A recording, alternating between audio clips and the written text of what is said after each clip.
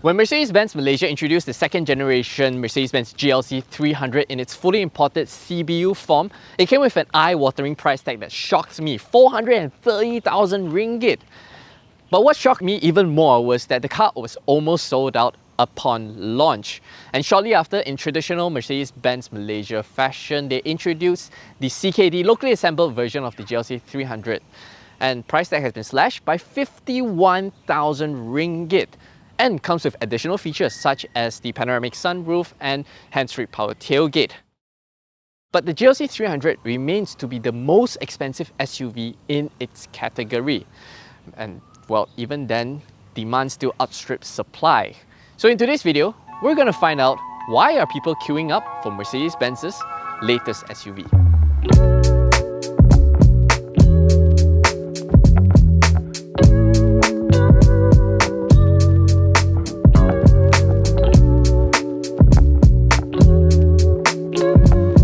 Hello everybody, this is Adrian for WapCar.my and I'm all about the details. Well, for starters, the GLC 300 is actually Mercedes-Benz's latest generation product. So it wears the latest design language, gets the state-of-the-art technology from the 3-pointer star mark. Other rivals are still sort of in their midlife facelift cycle. So if being the latest kid on the block matters to you, this would be your only option. I love how the GLC look. It's less bulbous than before. It's now sleeker, sharper, smarter, and most importantly, more proportioned. And if you stand far enough from the side profile, it's a little bit wagon-like if you stand far enough again. Now, Malaysian buyers gets the top shelf digital light that offers unmatched forward illumination, and the AMG Line kit as well as the 20-inch multi-spoke alloys adds a lot of vigor to the second generation GLC. The hands-free power tailgate is new to the CKD version of the GLC 300 and it opens up to 640 litres of boot space. You're able to fold the rear seats down via the buttons and latches all over to the side, and underneath here, the false boot floor, there's also decent amount of storage spaces to load, well, not just your small loose items, actually you can fit like 2 bags in there. But yeah, there's the tonneau cover, close it up and hands-free.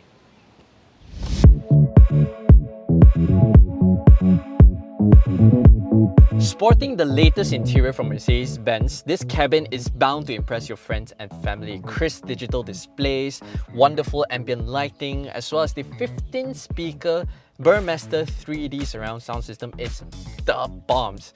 Cue your best Spotify playlist, turn up the volume, open up the sunshade cover, and just indulge in the aural bliss from the speakers as well as the sun and moon just shining down on you. Oh, wonderful. Don't be intimidated by this huge portrait style screen. It's actually very intuitive to use and it's quite straightforward with all the large clear icons and easily laid out menus. Learning this actually takes no time at all. It's a little bit like an iPad. Everything is just very straightforward compared to the previous generation MBUX. The previous one had quite a few drop-down menus which you are not sure how to navigate. This one is very clear, very easy. And even if you have Apple CarPlay connected, bottom here on the bottom half section, you have your climate control as well as your home button, shortcut menus permanently sitting there, so it makes it easy for you to just tap and change all the buttons.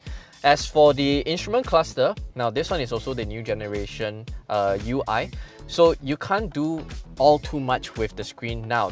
All the old buried hidden menus are all gone. Right now, all it does is changing between the different display themes as well as a service, which gives you all the vital information of your car's health just clearly laid out in front of you, and it's very easy to navigate. Even if you go into assistance, yeah, everything is very minimalistic, not complicated, and yeah, I love how this is all laid out. Now, cabin space, I'm going to give 2 thumbs up because over to the center here, you get 2 cup holders. That's where all your little trays to loose item will go to. The center armrest is also very sizable, and most importantly, the side door bins fits a large size water bottle very easily. Seated into the back seats, I have the front seat adjusted to my usual driving position and I'm 175 cm tall. I have about 2 tennis balls worth of knee room. Space in the footwell is plenty. I'm able to comfortably slot my feet underneath the front seat for a much more comfortable seating position. Even with the panoramic glass roof, headroom is also plenty. I have about 1 and a bit tennis balls worth. And amenities in here include side sun blinds. You get this nice ambient lighting as well as the Burmester cover to keep your eyes, entertained. 2 back pockets, rear air vents. Surprisingly, there are no USB charging ports over here. Center armrests. This is actually a 2-step operation. So once you have the first level here, you just gently push it again and it opens up to your 2 cup holders. Now, interestingly, the seats here don't have adjustable reclining angles. And I feel that it's a little bit of a missed opportunity because, I mean, you cannot have it. You can have a very nice recline angle, but I feel that being Mercedes-Benz, the best of nothing, they should be able to offer all the adjustments and flexibility that owners may or may not actually use, addressing first world problems before it becomes a problem.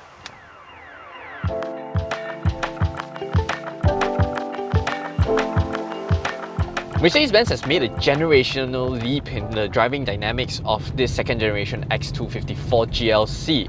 Now, over the previous generation X253 GLC, don't get me wrong, the previous one was comfortable, great as a family car, refined enough, but isn't just as all-rounded as this one is. You don't get a much stronger sense of athleticism through the steering wheel. The GLC is a whole lot more eager to change directions now. And the body control is actually very well suppressed, as you can tell from these kind of back roads. I'm very nice held in place.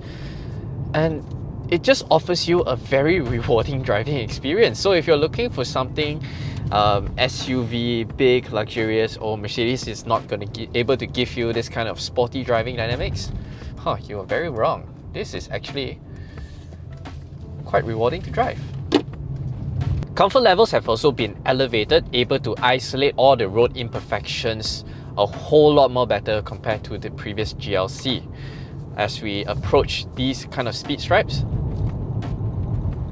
very quiet. You don't get the vibrations coming through the steering wheel. And yeah, it's actually quite a surprising feat, because remember that this GLC 300 is rolling on 20-inch alloys, and still Mercedes-Benz has able to come up with a suspension setting that's just soaks up all of these undulations with these large alloys. Now, if you're scheduling a test drive, make sure you choose a route that comes with all these kind of speed stripes, rough roads, or even those cobble roads. Yeah, then you understand what I mean and appreciate the refinement of this new GLC. The sporty characteristic is further elevated by the raspy intonation of this M254 2-litre 4-cylinder turbo petrol engine, which delivers healthy amount of power throughout the rev range. It's a very brisk car, this. Based on a WapCar 0 to 100 test, we clock this GLC 300 in 6.8 seconds. Now with mild hybrid assistance, the auto start-stop function is no longer a nuisance, especially when in stop-go traffic like this. Because the integrated starter generator now takes care of the startup, it's a seamless operation. You don't feel the engine kicking in or even coming to a stall. Everything is just seamless and refined. Like for example, now I'm just in slow-moving traffic. I'm coming to a complete stop. The engine just shuts down like that. And restart. Seamless affair. Yeah, you don't get the intrusive startup noise anymore.